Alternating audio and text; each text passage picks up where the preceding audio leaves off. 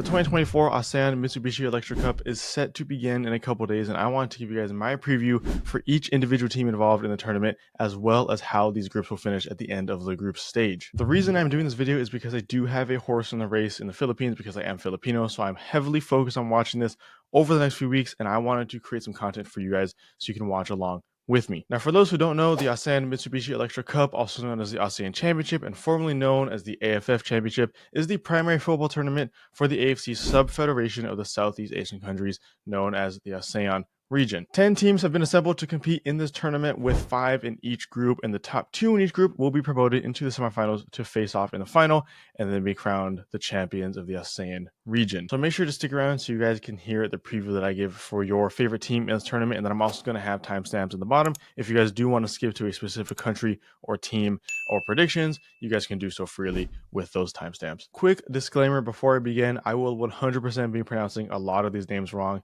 for this video, so do make sure to correct me in the comments down below or just let it slide. There are a lot of different languages and dialects in this region, and I'm going to miss some of them, so I apologize in advance, but I'm going to do my best to get all of it right. To kick off the video, we're going to be starting with Group A, with the first nation in Group A being Cambodia. Now, Cambodia, I believe, have 6 naturalized players in the squad, including Yuda Ogawa, a midfielder from Japan, Hikaru Mizuno, a defender from Japan, Takaki Ose, a defender from Japan, Mohammed Faiz Khan, a defender from South Africa, Koulibaly Abdelkader, a forward from Ivory Coast, and Rafael Andres Nieto Rondon. Having 6 naturalized players in the squad is a big deal, especially for this region, because a lot of these countries do not have the ability to have this many naturalized players, if at all. But if there's one player to pay attention to in this Cambodian team, it is 23-year-old Lim Pisoth of Phnom Penh Crown in Cambodia. I believe I pronounced that right, I'm not too sure, who has 12 goal contributions in 12 matches for his club side, and will undoubtedly be going into this tournament in really good form as a player. Interestingly, Cambodia are without a permanent head coach, since in September Felix Dalmas was sacked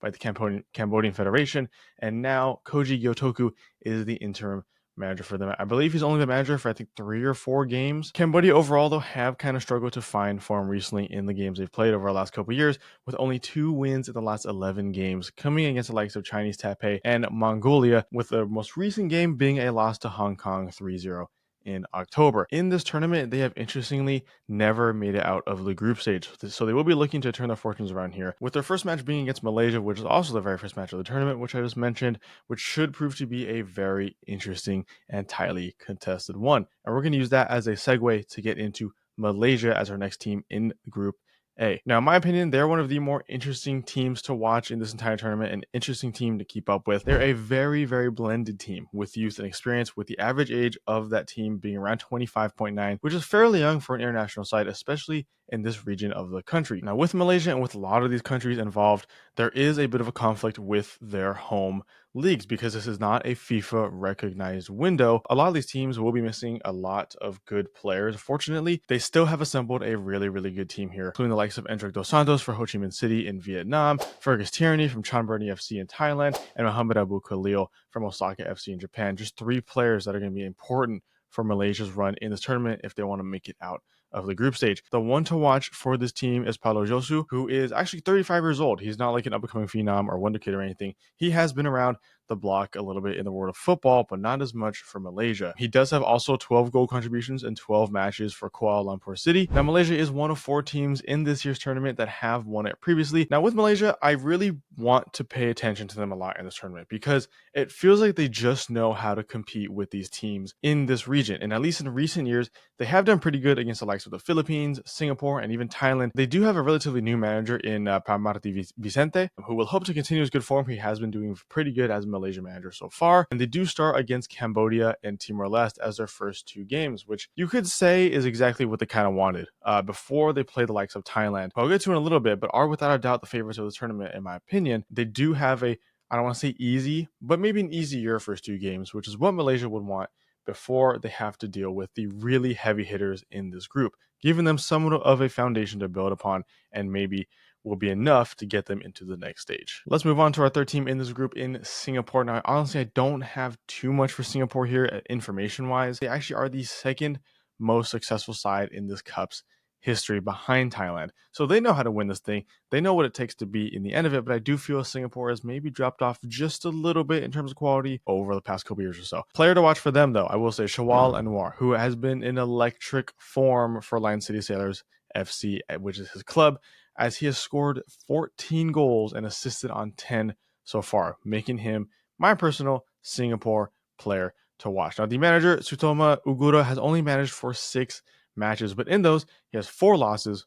1 win, and 1 draw. So it is not looking too good from a managerial perspective, but you never know. We are going to see how a lot of these managers with these teams in this tournament are fairly young, fairly new to their native or to the national team setups that they are a part of. So just like Malaysia, Singapore will be playing Cambodia and Timor-Leste as their first 2 games, which again, just like Malaysia, might give them a really good basis to go off of for the rest of the tournament before they play the likes of Thailand and Malaysia. Now let's move on to Thailand, who are, in my opinion, the #1 favorites to win this tournament. They are the best nation in this cup's history. They also have won the last 2 iterations of the tournament and are looking to three-peat, which will be pretty much unprecedented. Now, the War Elephants of Thailand are the highest ranked FIFA country in this year's tournament. Just this year, they've beaten the Philippines, Singapore, and Vietnam. And that's already 3 teams in this tournament that they know how to beat, they have beaten, and we'll go into it with some momentum if they do play these teams. Now, in the past couple years, not only have they beaten these ASEAN teams, but they have also beaten the likes of Syria and have drawn with current AFC World Cup qualifier teams in South Korea, Saudi Arabia,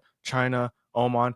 These are top teams, and not just the region in the continent, but Thailand is somewhat able to compete with them to an extent, which gives me reason to believe that they are the #1 favorites in this tournament. Now, I'll go on to the likes of Indonesia later, and I'll tell you why that might not be true, but as of right now, Thailand, #1 for me. Unfortunately for Thailand, though, in their preliminary roster that they did release ahead of the tournament, they do lack a lot of key players, but they still have the likes of Supanan Burirat, Pansa Hemvibun, and Wirithep Humfan. I'm so sorry if I mess those up. I probably did. But this list does include a lot of former U23 Thailand players, which is really good because you do need to give those young players an opportunity to rise up. They do also have a lot of overseas players involved with the likes of Nicholas Mikkelsen, who plays for Odense in Denmark, which is a relatively big club. Subachak Sarachat, who plays for a team in Japan. Ekane Panya, who plays for Urawa Reds in Japan. And then Patrick Gustafsson, who also plays in Japan. A lot of good overseas-based players on this Thailand team who will hope to come back and provide some output for them. But to mention a player that is my player to watch for Thailand is Sufana Muyanta. I believe that's how you pronounce Muyanta has been in electric form from Thailand, though. He's without a doubt the future of the Thailand team, so we hope to see him continue his form. Their manager, Masataka Ishii, has really taken control of this team and really looks to be taking Thailand to even greater heights than they have been at before. He's only lost 3 times in 14 matches as Thailand manager. With a high press and a fairly aggressive bit of tactics, I do think that they're going to take control of these games from minute 1 and hope to keep it until the 90th minute with a goal or 2 ahead of their opponents. And the last nation in Group A of the ASEAN Mitsubishi Electric Cup is Timor-Leste, who are the only team in this entire tournament who had to qualify to get in here. They are without a doubt the weakest team in this entire tournament. They're lowest ranked out of any team in this entire tournament. That goal to qualify them was scored by Paulo Galli, who plays in Indonesia, and personally is my player to watch for Timor-Leste. Huge piece for them against these teams that are without a doubt stronger than them. So they need every help they can get. An interesting point about Timor-Leste is their home matches will be played in Vietnam because their real home stadium in their country does not meet ASEAN regulations, I believe. That does take away a bit of home field advantage, which a lot of these teams are going to have, but Timor-Leste will not. And unfortunately, as a weaker team, one of the things you could really ask for is the backing of your fans and home support, which I don't know what it's going to look like for them. I don't know if it's going to be any good at all, but we are going to see. Now, they do start this tournament playing against the likes of Thailand and Malaysia, who are the 2 strongest teams in the tournament, or in this group at least. It's going to be really hard to see Timor-Leste make it into the semifinals, but never say never. You never know. Anything can happen. That finishes off Group A. As for my predictions for how this group is going to finish, I think Thailand is going to be going #1. I think Malaysia is going to go #2. And then a close 3, I think, is going to be Cambodia. Malaysia and Cambodia, honestly, are going to be pretty interchangeable, in my opinion.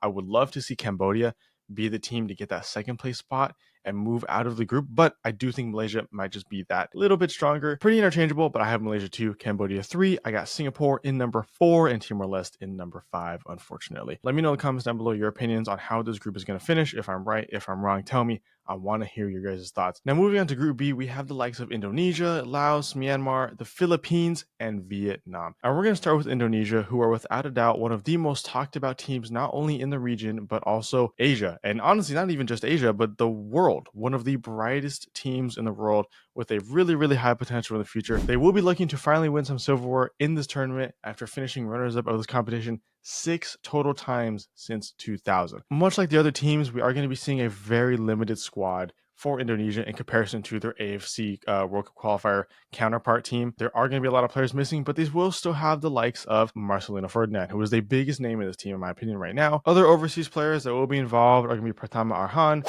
Ansawi Mangkualam, and I do know that they're in talks with some players. As of recording this, they're in talks with some players that play overseas to potentially represent Indonesia. Rafael Struijk might be allowed to join Indonesia as long as they make it to the knockout rounds, but he will not be allowed to join by his club for the group stage. Indonesia is set to play against Myanmar and Laos as their first 2 games, which is exactly what they would have wanted to go into this. 2 games where they're without a doubt the stronger team by far, so they should be pretty confident about qualifying for the next round. I think it'd be a pretty big shock if Indonesia did not make it out of this group, but I would say they are a top 2, if not 3 favorite for the entire tournament, alongside the likes of Thailand. So keep an eye on Indonesia if you haven't been already. Now let's talk about Laos. Laos is the second lowest FIFA ranked team in this entire tournament, only in front of Timor-Leste. Now, similarly to Cambodia, they have never made it out of the group stage. They are led by South Korean manager Ha Hyuk-jun, who will without a doubt be looking to cause a few upsets in order to bring Laos out of this group. Now, the recent national team results are definitely not something that you want to desire or want to desire to be a part of. They only have 1 win since March of 2022. That is almost 3 years. But their last match they just played before this tournament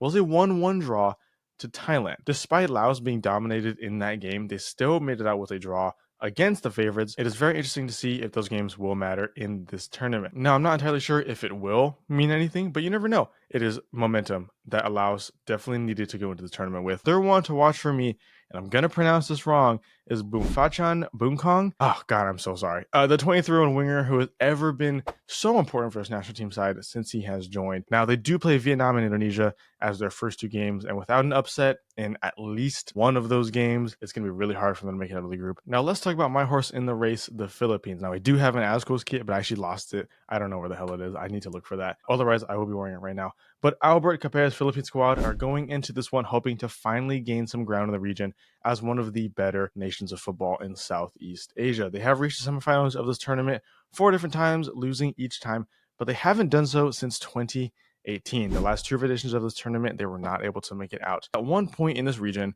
you could say they were one of the best. They were one of the better teams in this region, at least when it came to this tournament. Never won it, but still regarded as one of the better teams in comparison to a lot. But since that 2018 semifinals run, it has been a very big Philippine team in transition. It kind of remains to be seen what kind of Philippines we're going to see here, what stage of that transition they're going to be at. Now, their most recent outings against these opponents are not a good indicator of any bit of success here. And the last times they've played opponents have not been that good. They've most recently lost to Thailand, Malaysia, Indonesia, and even Vietnam, who are all, without a doubt, maybe better than the Philippines in this region, with their last official win against a tournament opponent being in December of 2021 against Myanmar, which was actually the last iteration of the tournament. So in friendlies and whatever, they have not beaten any of these teams since then. Now, my player to watch for the Philippines will have to be Jefferson Dabinas because he could very easily become one of the best players in the side for years to come. Now, for the first 2 games, they do play Myanmar and Laos, so it is probably the best case scenario they could have had for those games to start the tournament off of. They could do really, really good. Maybe they get 6 points, maybe they get 0 points. You never know, but it would be very, very important to get as many points as they can from those 2 games before they have to play the likes of Vietnam and Indonesia next. Let's talk about Myanmar real quick. Moving on, they are managed by the nation's all-time leading goal scorer in Myo Hlang Win, who are hoping to reach the semifinals for the 3rd time in history. They have done it twice before. Now, the tournament looks like it's going to be somewhat of a tough one for them because they do tend to struggle against a lot of these teams in this part of the world and against other opponents that are not part of this world, this part of this region of the world. It also doesn't look that good. Now, the roster, although I would say does look pretty decent, well, they do have 8 players playing abroad from Myanmar, who obviously is not the greatest league in the world. They do have some players outside of it, which is really, really good. They're one to watch for me will be their captain. I think it's Maung Win, who will be playing in his 5th ASEAN Championship despite being only 29 years old. Now, their very first game will be against Indonesia, meaning they will have to start off very strong if they want to go into the last 3 games not being on 0 points. Obviously Indonesia is going to be the favorites for that game, but Myanmar, maybe there's something that, maybe there's some fire that is lit underneath them that causes them to go out and cause a crazy upset against Indonesia here. And then our last team in this group is going to be Vietnam, who I'm sure a lot of you guys are looking forward to watching. Now, they're absolutely one of the top 3 or 4 favorites in the tournament to win the whole thing. They've won it twice before, and in the last edition of the Cup, they did make it to the final. Now, they have submitted a 50-man preliminary roster to the AFF and FIFA for the Cup. As of recording this, I'm sure that might have changed by the time this comes out. There is a confirmed addition in the team in Nguyen Chuang Son, born in Brazil. He is a naturalized player who was born in Brazil. He has just switched his nation to Vietnam because he has been in the country playing for 5 years, and he actually will be the first naturalized player for Vietnam in 15 years. Now, unfortunately, he will have to wait until December 20. That's a little less than 2 weeks after the first game start. Due to FIFA rules and policies, he has to wait until then to be a part of it. Vietnam is consistently one of the best teams in the region against others in the region and should be feeling very confident, at the very least, for making it out of this group.